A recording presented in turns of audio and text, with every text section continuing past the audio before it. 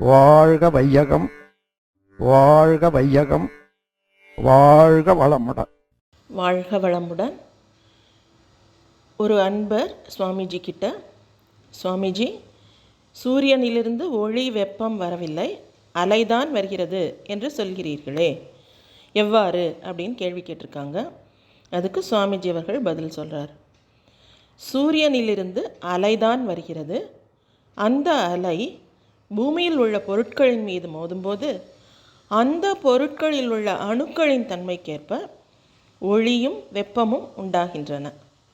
உதாரணமாக, இரும்பில் படும்போதும், கல்லில் படும்போதும், கண்ணாடியில் படும்போதும், தண்ணீரில் படும்போதும், தரையில் படும்போதும் அந்த அந்த பொருட்களின் தன்மைக்கேற்ப ஒளியும் வெப்பமும் மாறுபடுகின்றன என்பதை நாம் அறிவோம்.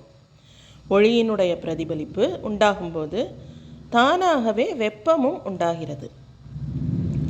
எந்த பொருளிலிருந்து அலை கிளம்பினாலும் அது அந்த பொருளின் தன்மையை கொண்டிருக்கும். எந்த பொருள் மீது மோதுகின்றதோ அந்த பொருளின் தன்மைக்கேற்ப மூலப்பொருளின் தன்மை இங்கே பிரதிபலிக்கும். சூரியனுடைய அலையில் சூரியனுடைய தன்மையான ஒளியும் வெப்பமும் அடங்கியுள்ளன. உதாரணமாக, நாம் பூமியிலிருந்து 50,000 அடிகளுக்கு மேலே சென்றால் அங்கேயே 0 டிகிரி செல்சியஸ், அதாவது உறைநிலை அல்லது அதற்கு குறைவான வெப்பநிலையும் இருட்டாகவும் இருப்பதை காணலாம். ஆனால் பூமியில் 35 டிகிரி செல்சியஸ், 40 டிகிரி செல்சியஸ் கூட வெப்பநிலை இருக்கிறது. சூரியனிலிருந்து வெப்பம் வருகிறது என்றால் வெளி மண்டலத்தில் வரும் வழியில் மத்தியில் குளிர்ந்து பிறகு சூடு அதிகரிக்குமா?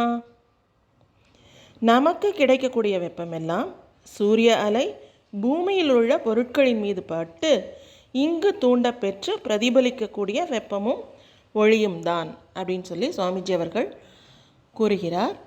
சுவாமிஜி அவர்கள் அலை தத்துவத்தில் எப்போவுமே சொல்லுவாங்க, எந்த ஒரு அலையானாலும், எந்த இடத்தில் ஒரு அலை புறப்பட்டாலும் அதனுடைய குணங்கள் எல்லாம் அந்த அலையில் இருக்கும். அது எந்த இடத்தில் மோதுகிறதோ அந்த மோதுதலை பெறக்கூடிய பொருளுக்கு இதே தன்மையை ஊட்டும். இதுதான் அலை இயக்க தத்துவம். அலையானது மோதும், திரும்பும், பிரதிபலிக்கும், சிதறும், ஊடுருவும் மூலப்பொருளுக்கும் மோதப்பட்ட பொருளுக்கும் இடையே திரும்ப திரும்ப ஓடிக்கொண்டும் இருக்கும் அப்படின்னு சொல்லி சுவாமிஜி அவர்கள் அலை தத்துவத்தில் சொல்கிறாரு.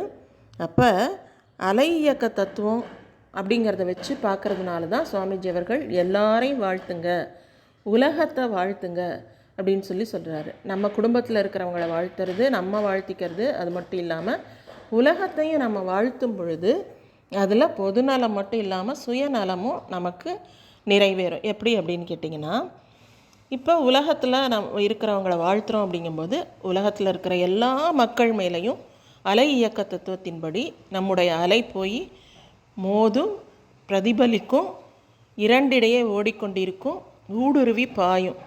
அப்போ இவ்வளவு நடக்கும் பொழுது நாம் அன்றாட வாழ்க்கையில் ஒவ்வொருவரும் ஒவ்வொரு இடத்துல இருக்கோம், ஒவ்வொரு தொழில் பண்ணுறோம். ஒரு இடத்துலேருந்து இன்னொரு இடத்துக்கு போகும் பொழுது, இப்போ ஃபாரினுக்கெல்லாம் போகிறோம், ஃபாரின்லலாம் இருக்காங்க எவ்வளவோ பேர்.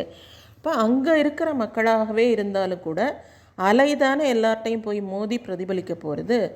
அப்போ அவங்க மேலே பட்டு நம்முடைய நல்ல அலை தான் நம்ம என்ன செய்கிறோம், வாழ்க வையகம் அப்படின்னு சொல்கிறோம். அப்போ வாழ்க வையகம் நல்ல விதமான அலையை தான் நம்ம பிரதிபலிக்கும் பொழுது அவங்க மேலே பட்டு திரும்பவும் அது ரிஃப்ளெக்ட் ஆகும்போது நமக்கு நன்மையாகவே முடியும். நமக்கு முன்ன பின்ன தெரியாதவங்க கூட நமக்கு உதவி செய்வார்கள். எங்கே சென்றாலும் நமக்கு ஒரு மகிழ்ச்சியான, இன்பமான ஒரு ரெஸ்பான்ஸ் கிடைக்கும். அது மட்டும் இல்லாமல் எல்லாருடைய நட்பும் அன்பும் நமக்கு கிடைக்கும். அதனால் சுயநலமாகவே நம்ம யோசித்தோன்னாலும் கூட வாழ்க வையகம்னு தினந்தோறும் ஒரு 25 டைம்ஸ் ஆகுது வாழ்த்துங்கன்னு சொல்லி சுவாமிஜி சொல்கிறார் இல்லையா? அது உலகத்துக்கும் நன்மையை பயக்க போகிறது, நமக்கும் நன்மையை கொடுக்க போகிறது. அதுதான் அலை தத்துவம். அந்த அலை தத்துவத்தின்படி நம்ம அதனால தான் எல்லாரையும் வாழ்த்தி நாமும் நலம் கண்டு உலகத்துக்கும் நலம் பயக்கக்கூடிய ஒரு விஷயத்தை இருந்த இடத்துலேருந்தே செய்யலாம். வாழ்க வையகம், வாழ்க வையகம், வாழ்க வளமுடன். குரு வாழ்க, குருவே துணை. வாழ்க வளமுடன். ஸ்கை வேதாத்ரி அமுதம் சேனலை சப்ஸ்கிரைப் பண்ணாதவங்க சப்ஸ்கிரைப் பண்ணுங்கள், பெல் பட்டனை டச் பண்ணுங்கள். அப்போ தான் நாங்கள் போடுற எல்லா வீடியோஸும் உங்களுக்கு கிடைக்கும். நன்றி. வாழ்க வளமுடன்.